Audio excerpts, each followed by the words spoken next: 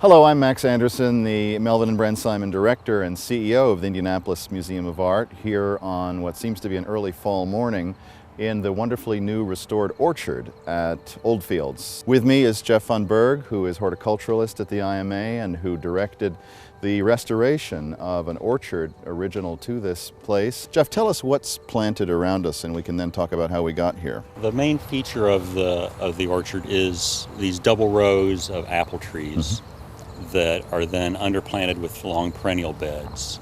And you're brought into them from a very attractive gate. Why did we take this on? We're always concerned with doing accurate historic interpretation of not just the house and its interiors, but the landscape and how it would have looked at the period of significance, which was the 20s and 30s. When you set about doing this, how did you find information adequate to make a good restoration? The National Park Service now maintains it as a National Historic Site in Brookline, Massachusetts.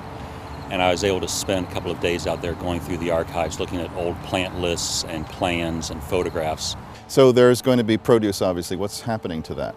This year we planted small amounts of several different varieties of vegetables.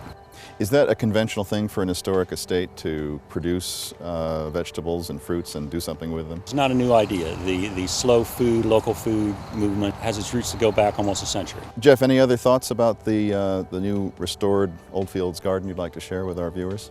I like to think that it's yet one more example of the landscape as design art.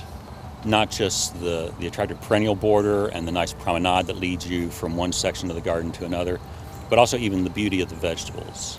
Well, Jeff, thank you for joining us this morning. Thanks to Jean and Rosemary Tanner for your generous support of this, and we hope all the viewers will come and take in the beautifully restored orchards at Oldfields on the grounds of the Indianapolis Museum of Art.